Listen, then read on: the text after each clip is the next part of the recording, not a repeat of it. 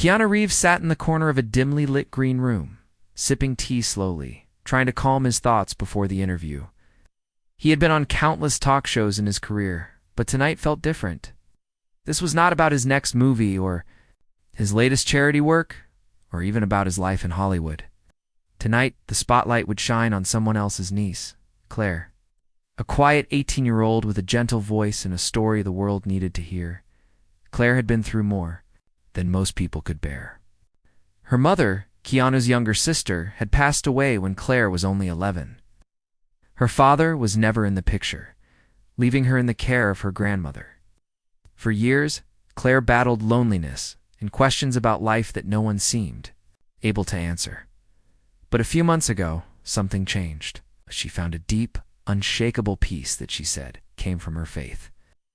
And when a popular daytime show invited her to speak about her journey, she agreed on one condition: that her uncle, Keanu, would sit beside her. Backstage, Keanu watched Claire rehearse her opening lines. She stood with her hands clasped in front of her, her long hair falling over her shoulders. She wasn't trying to look glamorous. She wasn't trying to impress anyone. She simply wanted to be herself. But Keanu could see the tension in her shoulders.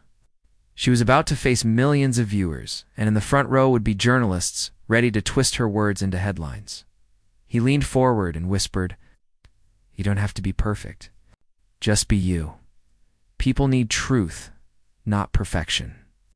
Claire smiled faintly, but he could see her hands trembling. "Uncle Keanu, what if they laugh? What if they don't believe me?" Placed his hand over hers.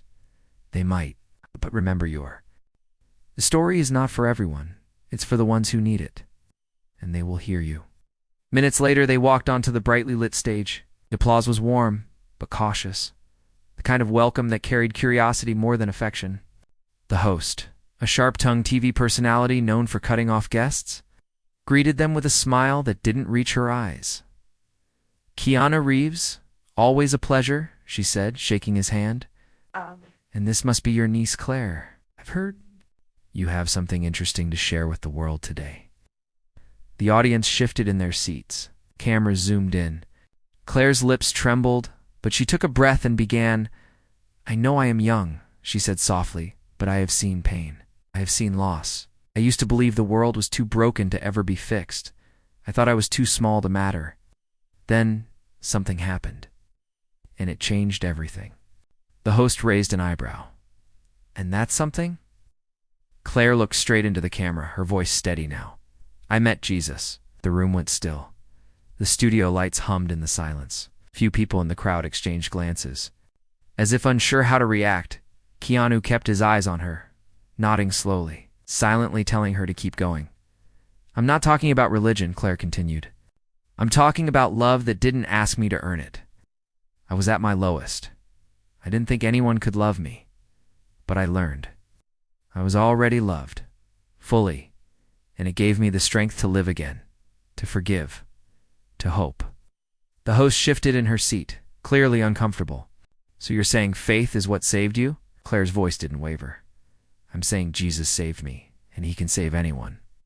A murmur rippled through the crowd. Someone in the back clapped once, quickly stopping as if unsure it was appropriate. The producer in the control room spoke urgently into the host's earpiece, probably telling her to change the subject, but the host didn't.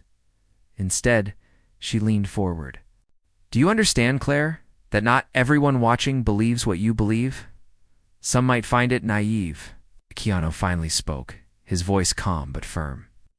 "Naive is thinking you can survive this life without love. Naive is thinking kindness is weakness. My niece has lived through more than most adults I know. If her hope offends someone, maybe they need it most." The studio erupted in applause this time, genuine and unplanned. Claire's eyes welled with tears, but she didn't look away from the camera. "I'm not here to argue," she said softly. "I just want to tell anyone who feels forgotten. You are seen. You're loved. You are not alone." Keanu could feel something shifting in the room. The cameras were still rolling, but for once, it wasn't about entertainment. It was about truth. What neither of them knew was that somewhere, miles away, a man sitting alone in a dark apartment had just heard her words. and those words would stop him from making a choice he could never take back.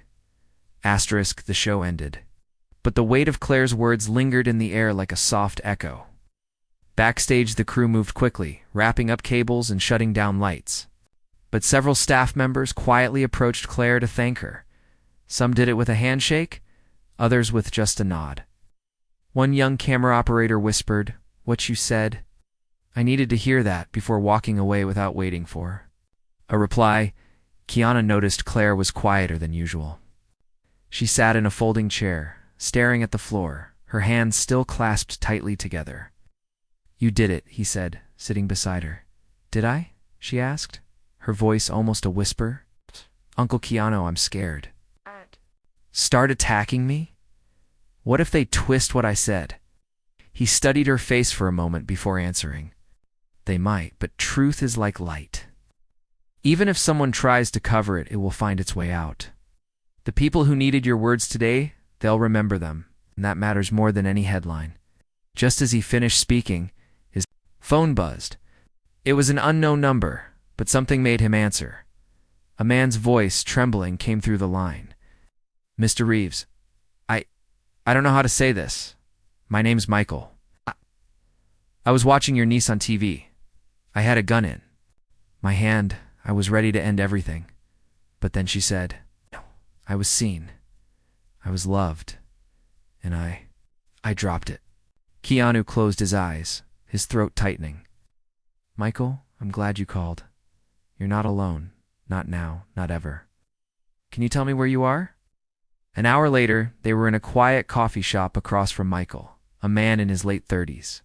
With tired eyes and a shaking voice, he had lost his job months earlier, his marriage had fallen apart, and the isolation had pushed him into a dark corner of his mind.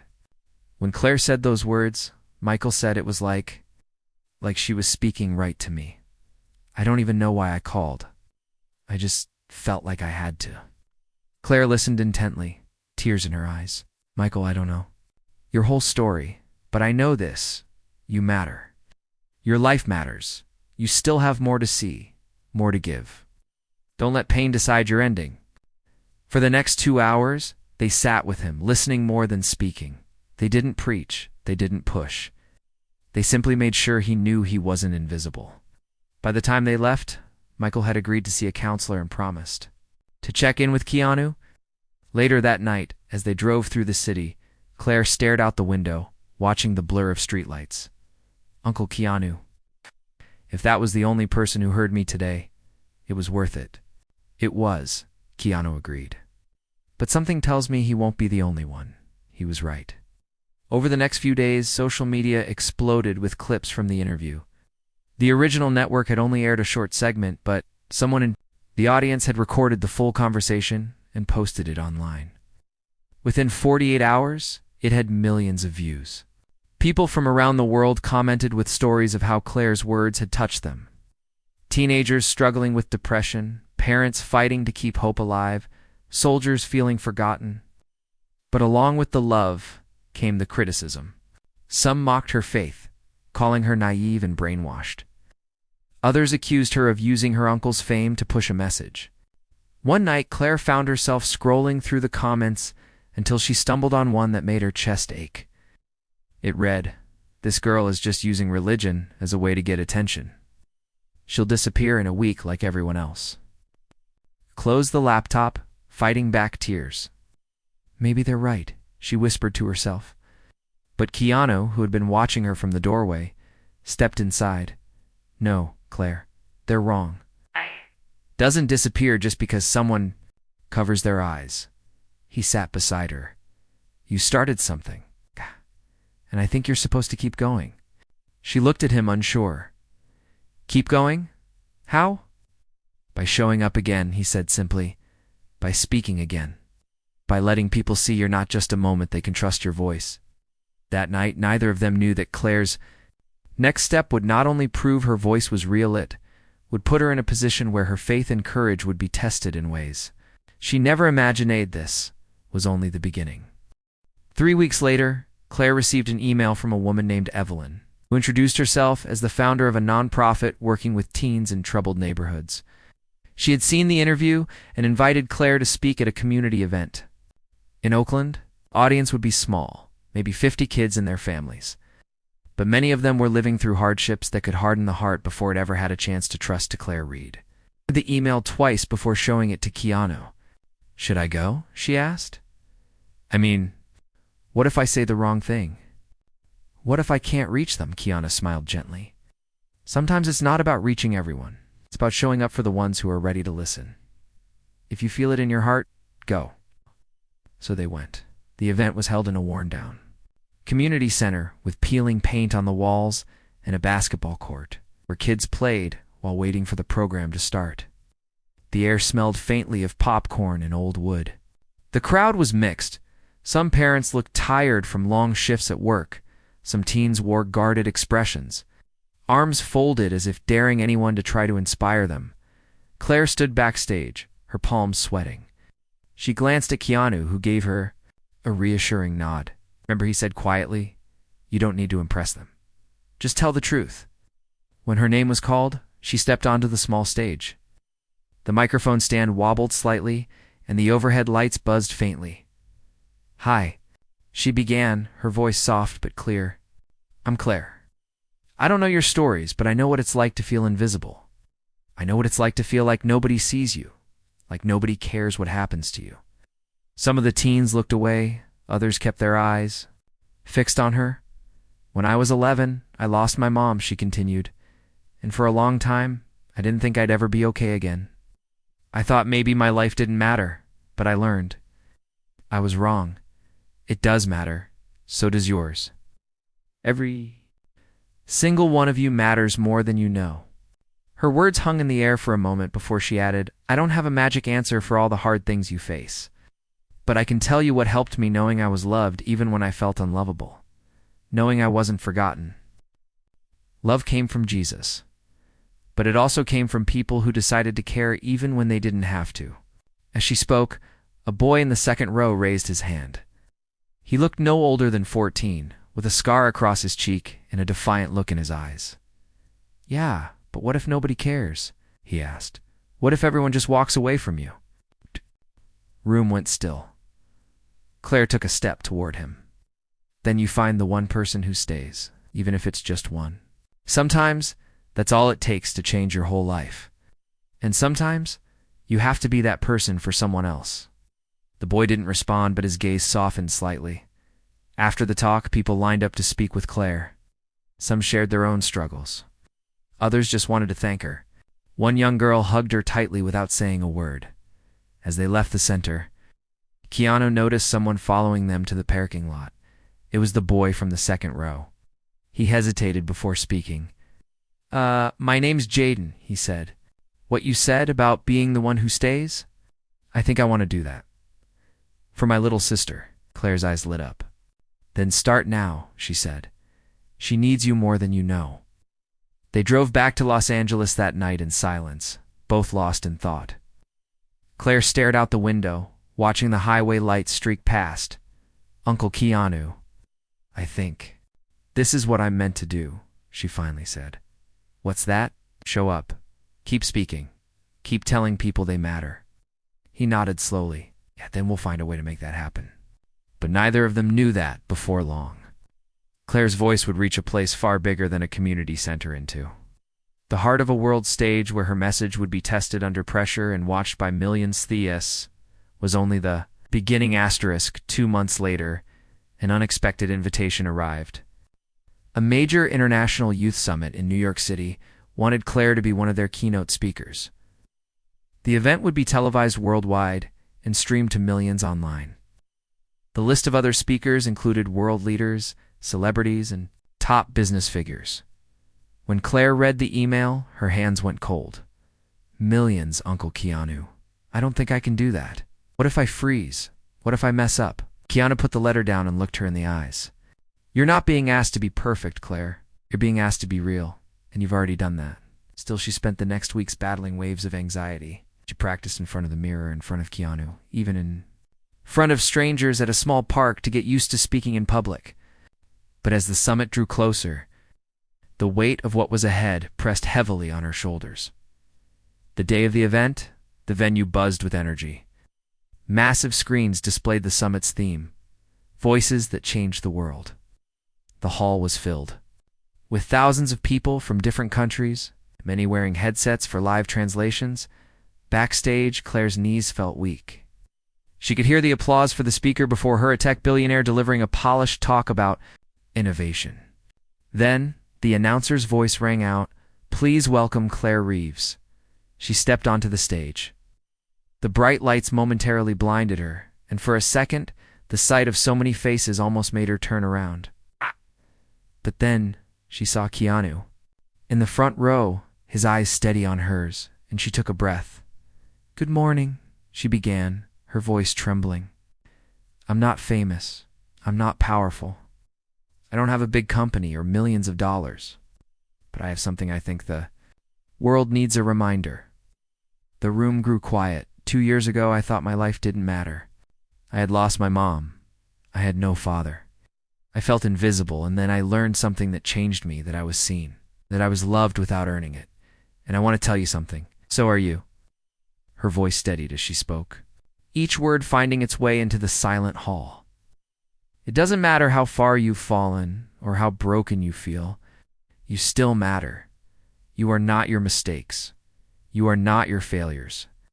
You are more than what has happened to you. A woman in the front row wiped her eyes. A translator paused for a moment, visibly moved before continuing. "If you leave here with one thing today," Claire said, "let it be this: you are not alone.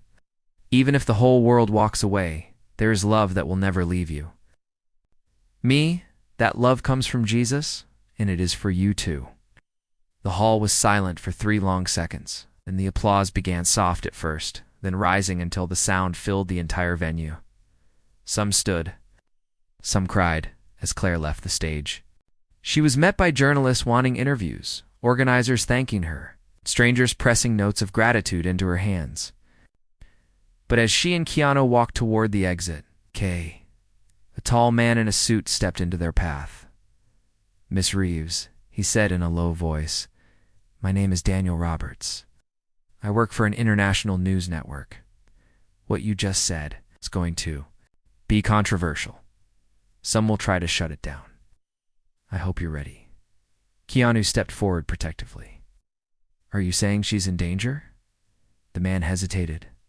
"Let's just say, when truth spreads this fast, it scares people who live by lies. You should be careful." That night, Claire's speech went viral across social media. Within 24 hours, it had been translated into over a dozen languages. Some called it inspiring, others called it dangerous. And in a quiet office halfway across the world, a group of people began discussing how to silence her before her voice could reach any further. This was only the beginning. The days after the summit felt like a whirlwind. Claire's phone didn't stop. Buzzing requests for interviews poured in from radio stations, TV networks, podcasts, and social media influencers. Thousands of messages filled her inbox, most filled with gratitude, but a growing number carried a darker tone. Some called her a liar. Some mocked her faith. Some disturbingly warned her to stop talking about this, or she would regret it. Keanu read one of the emails aloud, his jaw tightening. This is not just random hate. Some of these messages sound coordinated. Claire tried to stay calm. "I'm not going to stop speaking just because someone doesn't like what I'm saying." "I know," he said, "but we need to be smart. Your voice is growing, Claire, and that means it's going to make enemies." 2 nights later, they flew to London for a scheduled charity appearance. It was supposed to be a safe, private event, but as they stepped out of the car, they were met by a crowd of reporters. Most shouted harmless questions, but one man's voice cut through the noise. "Claire, are you aware that your speech offended several powerful organizations? Do you plan to apologize?" She froze for half a second, then replied, "I told the truth. I have nothing to apologize for." The man's smile was cold, and "You'd better be ready for the fight that's coming." Inside the charity hall, Keanu stayed close to her, watching everyone carefully. He could sense the tension in the room, as if some people were not there for charity at all, and his instincts were right. Midway through the event, a woman approached Claire, introducing, herself as a representative from a global youth alliance. She smiled warmly but spoke with sharp undertones. You have influence now, real influence. If you want to keep speaking on these big stages, you need to adjust your message. Talk about kindness, unity, whatever you want, but leave out the part about Jesus. It's too divisive. Claire blinked, unsure if she heard correctly. You're asking me to erase the part that matters most. The woman's smile never wavered. I'm asking you to be wise. Choose your words carefully. Otherwise, the doors you've walked through will close and they won't open again. Keanu stepped in, his tone calm but edged with steel. She's not here to trade truth for access, so you can save your offer. The woman gave a slow, knowing smile before walking away. That night, Claire sat on the hotel balcony, staring at the city lights. Uncle Keanu, they want me to water it down. They think that if I remove the truth, I'll be more acceptable. But then, what's the point? He leaned against the railing beside her. The point is, you have to decide who you're speaking. For the crowd that cheers for you, or the person who gave you the voice in the first place. She was silent for a long moment, then nodded. I'm speaking for him, no matter what it costs. The cost came faster than they expected. Within days, one of the largest media outlets ran a hit piece on Claire, twisting her words, painting her as extreme, even dangerous. Several speaking invitations were suddenly canceled. Online trolls flooded her pages with insults. But amid the noise, something else happened. Ordinary people began defending her. Videos of her speech spread even faster, this time shared by strangers who had never met her, but believed in her courage. And then came the message that would change everything. A pastor from a small, persecuted church in a remote country sent a video of his congregation watching her speech on a cracked phone screen. They were risking prison just by listening. His voice in the video was shaky but clear. Sister Claire, they may try to silence you, but your words are reaching places you cannot imagine. Do not stop. Claire wiped her eyes after watching it. Uncle Keanu, I'm not stopping, no matter what they do next. What she didn't know was that the next move wouldn't just threaten her reputation, it would put her life in real danger. This was only the beginning. 3 weeks later, Claire was scheduled to speak at a youth conference in Toronto. It wasn't supposed to be controversial, just a gathering of young people sharing stories of hope. But the night before the event, Keanu received a call from a private security contact he trusted. There's chatter online, the man warned. Someone's planning to disrupt her talk. This isn't just hecklers. It could get dangerous. Keep her close and watch everyone in the crowd.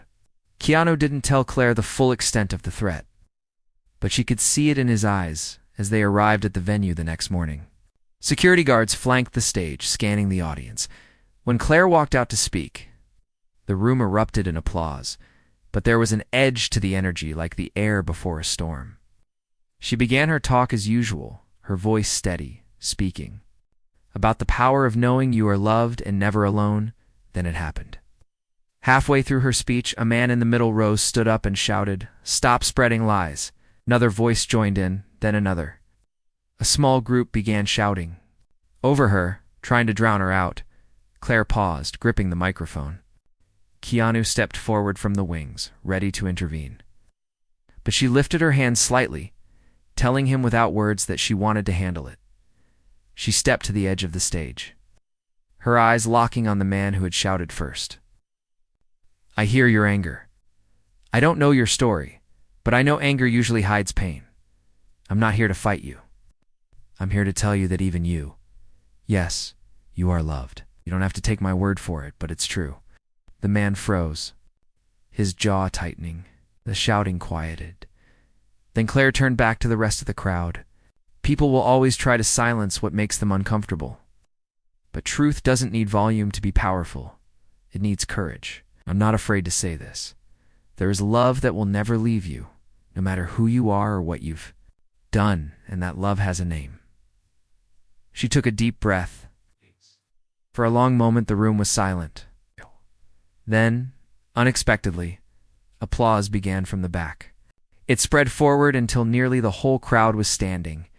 Security moved in to escort out the disruptors. But one of them, a young woman, broke away and came to the edge of the stage. Tears streamed down her face. "I came here to shout you down," she said, voice shaking. "But when you looked at him like that, it felt like you were looking at me. I don't want to be angry anymore." Claire knelt down, took her hand, and said softly, "Then today can be your new start." After the event, dozens of attendees came forward with similar stories, people who had come skeptical or even hostile but left moved. That night, back in the hotel, Claire sat across from Keanu, her hands wrapped around a mug of tea. "Uncle Keanu, I think I understand now. It's not about big stages or millions of views. It's about the one person who needs to hear it, even if they came to fight me." Keanu smiled faintly. "That's why your voice will keep reaching people, because it's not about you, it's about them." Months later, Claire's story had become more than just a viral moment. It had become a movement, quiet in some places, bold in others, but unstoppable.